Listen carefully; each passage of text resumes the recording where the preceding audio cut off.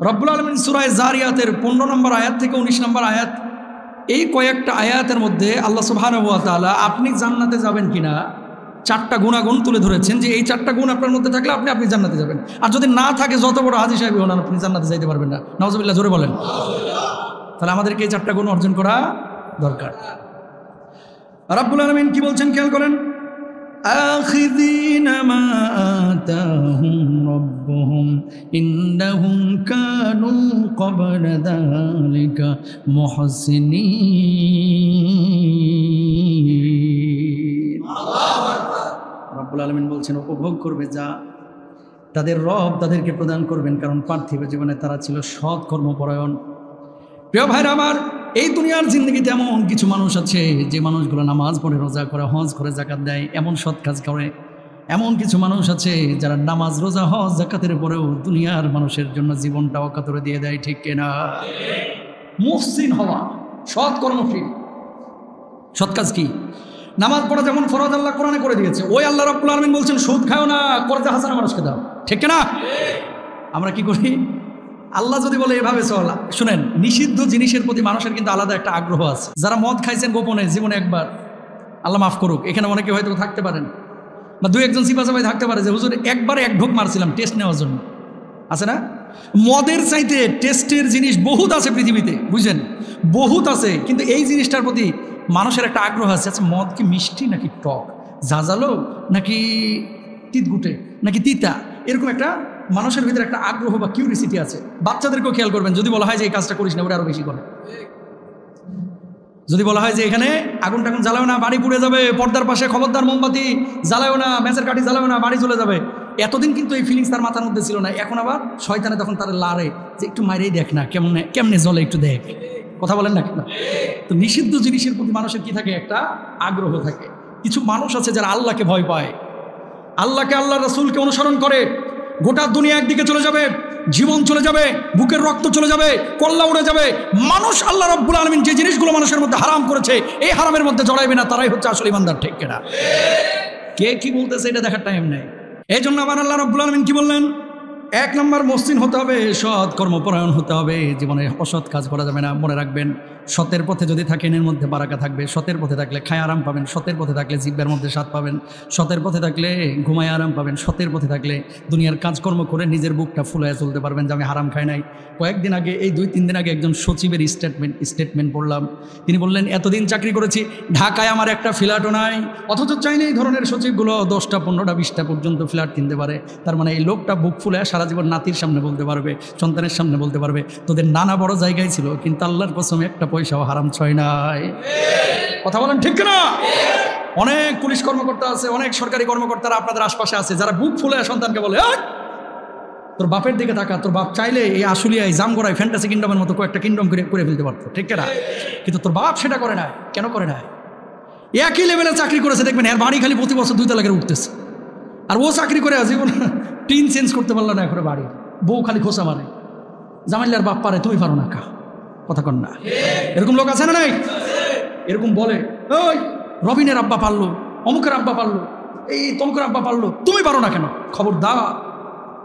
তার হৃদয়টা দুনিয়ার জিন্দগিতে হয়তো বা টাকা পয়সা সে কামাইতে পারতেছে না, এখানে হয়তো বা তার টাকার পয়সার দিক থেকে তার মান সম্মান নাই, আল্লাহর আরশে তার ইজ্জত আল্লাহ রাব্বুল আলামিন এমন দিয়েছেন, তার ইন্তেকালের পরে তার রূহটা নিয়ে কাড়াকাড়ি শুরু হয়ে যাবে, ঠিক না? আমরা এখানকার সম্মান চাই না ওখানকার। সুতরাং 1 নম্বর জান্নাতি মানুষের বৈশিষ্ট্য হচ্ছে মানুষটা কি হবে? সৎ কর্মশীল হবে, সৎ কর্মশীল। এবার আসেন 2 নম্বর, কি বলছেন আল্লাহ সুবহানাহু ওয়া তাআলা? জান্নাতি মানুষের আলামত কি? রাব্বুল আলামিন বলছেন, কানু কলিলাম মিনাল লাইলি মা ইয়াহজাউন।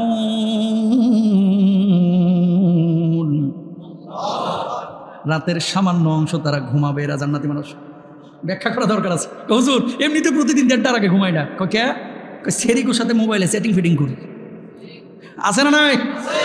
অনেকে আছে মোবাইলে ছবি দেখে, অনেকে আছে খেলা দেখে, অনেকে চ্যাটিং ফিটিং করে, অনেকে গার্লফ্রেন্ড বয়ফ্রেন্ডের সাথে কথা বলে। সেও তো বলতেছে যে হুজুর তাহলে এই আয়াতের সাথে আমার চরিত্রের মিল আছে কেন? আল্লাহ বলছে যে জান্নাতি মানুষের একটা আলামত হচ্ছে কিছু সময় রাত্রে ঘুমাবে। তো হুজুর আমি তো কিছু সময় ঘুমাই, মাত্র 2 ঘন্টা, আর ফজরের নামাজ তো পড়ি না, উঠি পরবর্তী দিন 12টার দিকে, মানে একর থাপড়া এত চান্দি ফাটায় ফেলা উচিত। কথা বলেন ঠিক কিনা? এই রাত্রি জাগরণের কথা আল্লাহ বলে নাই। আল্লাহ বলছে রাতের কিছু অংশ তারা কি করে, তাহাজ্জুদ পড়ে, কিছু অংশ তারা জাগরণ করে, কিছু অংশ নামাজের মুসল্লায় দাঁড়ায় যায়, কিছু অংশ কান্নাকাটি করে। আল্লাহ রাব্বুল আলামিন বলছে এরকম রাত্রি জাগরণ যারা করে এই মানুষগুলো আমার জান্নাতে হাসতে হাসতে যাবে। জাগবেন না ইনশাল্লাহ?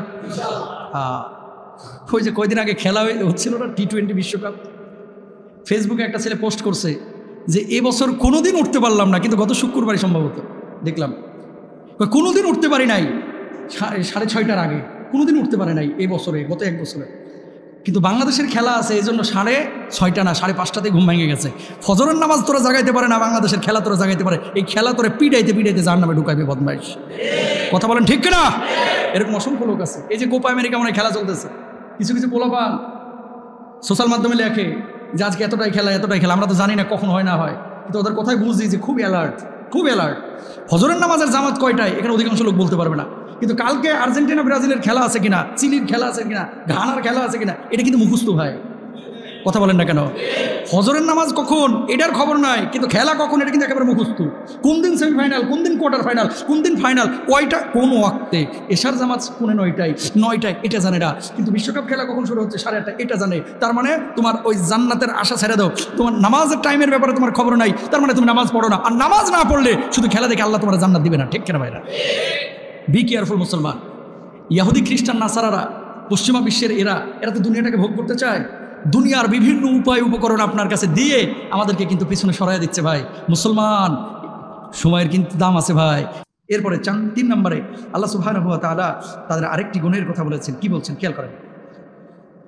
ওয়াফি আমওয়ালিহিম হাক্কুন লিস-সাইলি ওয়াল মাহরুম। রব্বুল আলামিন বলছেন তাদের ধন সম্পদে রয়েছে অভাবগ্রস্ত এবং বঞ্চিতদের হক।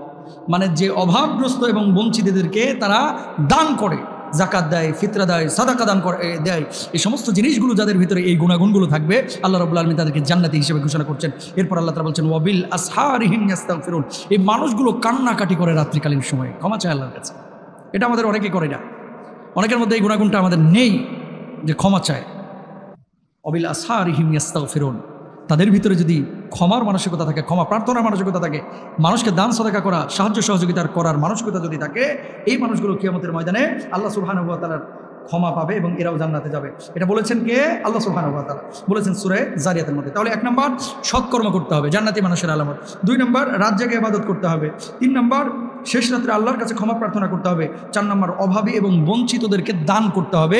সূরা জারিয়াতের 15 নম্বর আয়াত থেকে 19 নম্বর আয়াতের মধ্যে আল্লাহ সুবহানাহু ওয়া তাআলা এই 4টা গুণাগুণের কথা বলেছেন। যারা এই 4টা গুণ মানবে আল্লাহর জান্নাতে তারা বিনা হিসেবে যাবে। আল্লাহ কবুল করুন, বলুন আমিন।